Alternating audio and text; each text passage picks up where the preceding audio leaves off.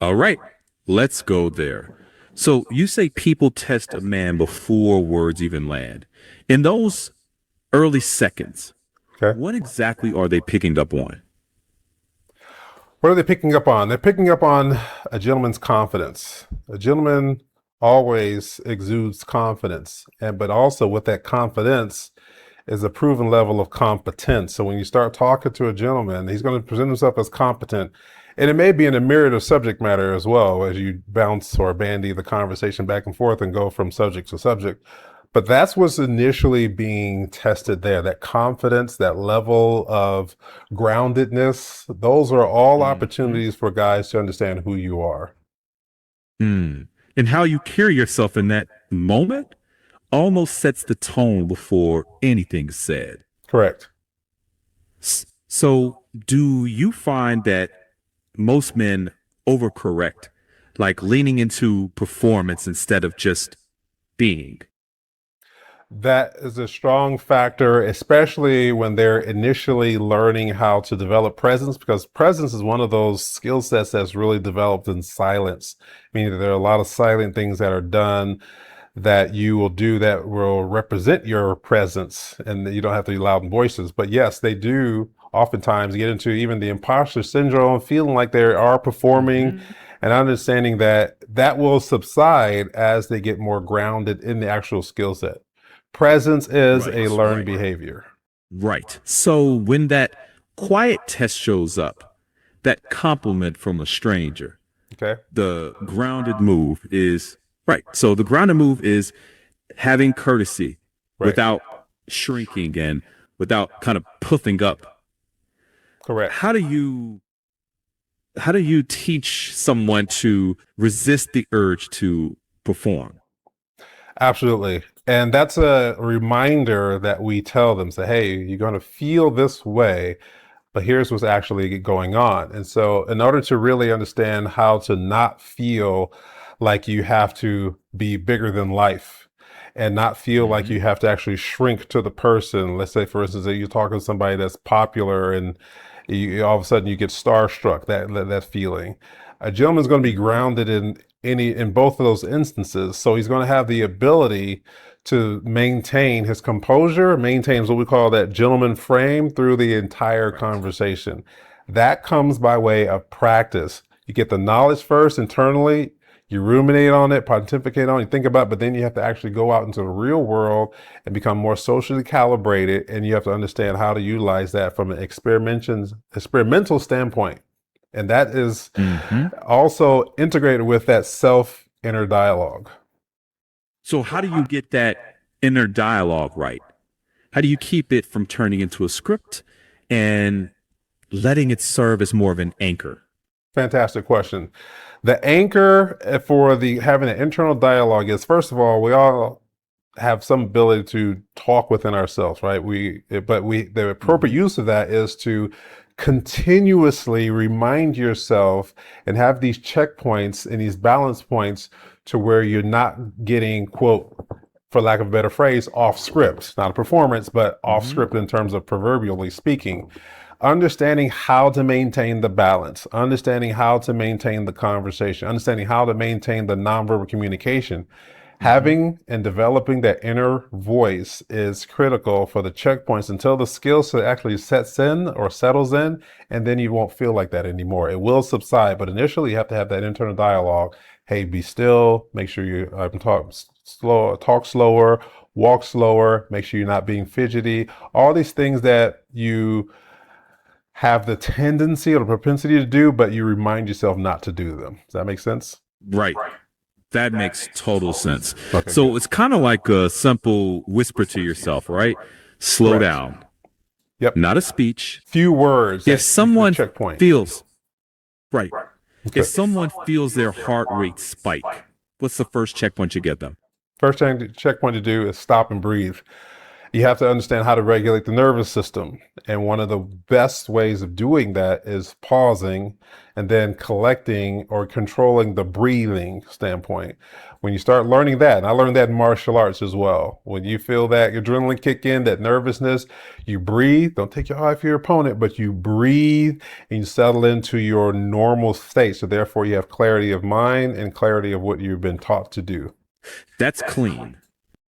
Breathe, anchor, then proceed. Yep. No fireworks, No fireworks. just presence. Just presence. Absolutely. When that lands, people around you start to relax, right?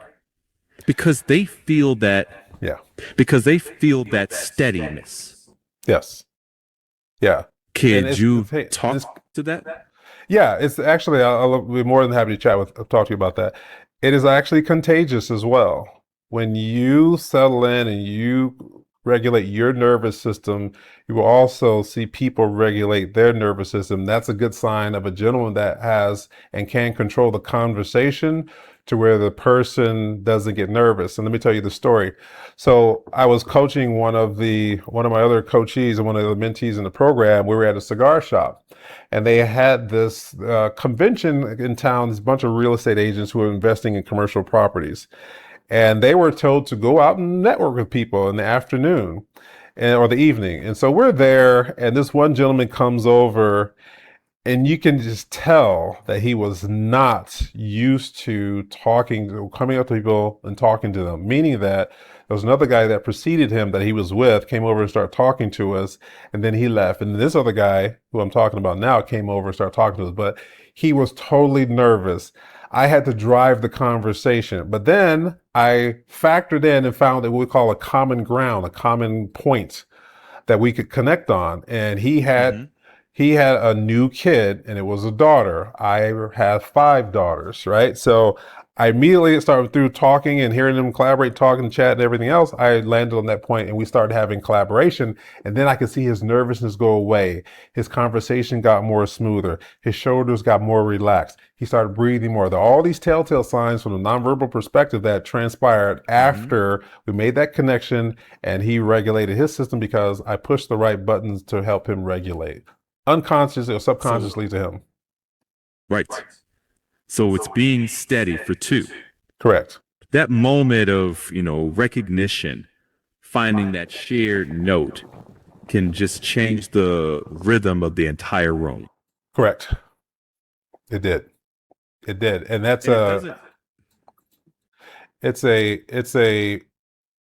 a factor or a skill set that the gentleman also must learn is how to help someone bring down the guards if they're being more protective and defensive, relax if they're being nervous, and just regulate and have a conversation that's conducive for both parties. This is how a gentleman adds value to others.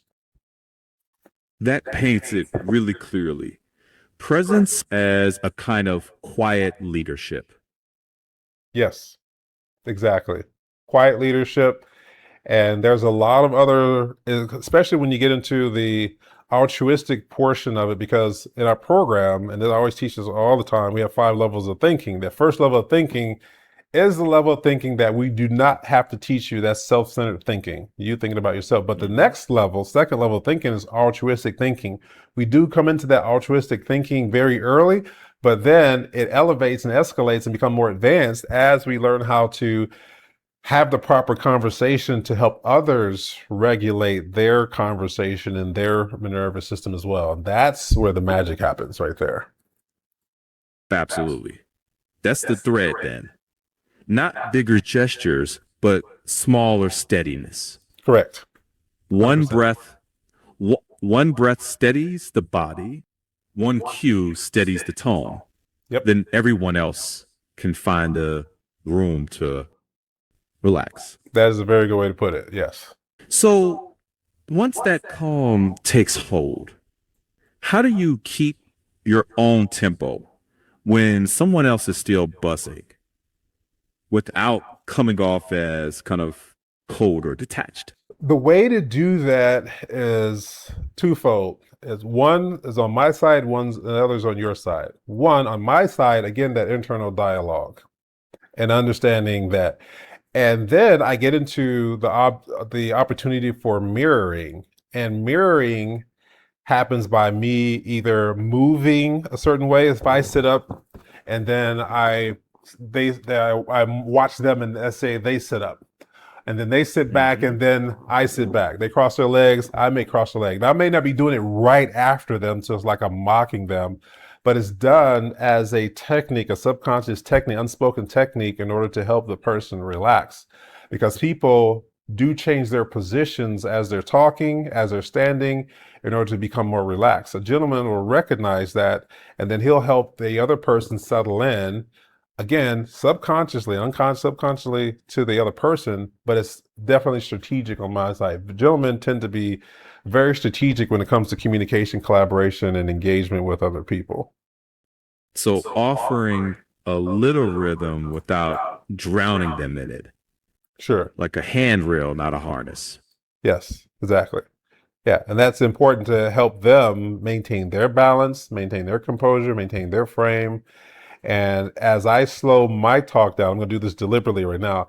As I slow my talk down and I settle into my regular, deeper voice, they have the tendency to do the exact same thing.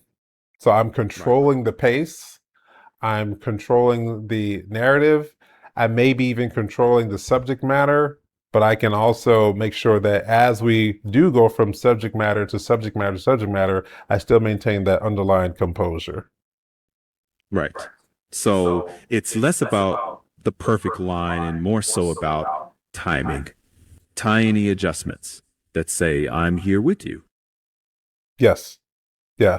And they appreciate that. They might not ever say it. They may not ever say that they appreciate it, but you can tell that the appreciation's there by how the conversation shifts from nervousness to a very settled, very natural, very value added conversation. Smiling, laughing, fist bumps, or whatever that may transpire. All these other nonverbal cues that really tell that gives you the signals that everything is in a safe space now, especially for them psychologically. Exactly. That felt sense of safety, even if nobody names it, that's the signal you're listening for. Not Yes. not the words, the shift. Yes, exactly. And I'm in observation, and that observation comes by hearing and seeing. So I'm in observation mode. And this is something that just Right. transpires now. It's not something I have to think about too much. I should understand how to make sure. Because remember, for the gentleman, our plight is to have or even present a good experience to the other person, whoever we're collaborating with, or the other people in the room.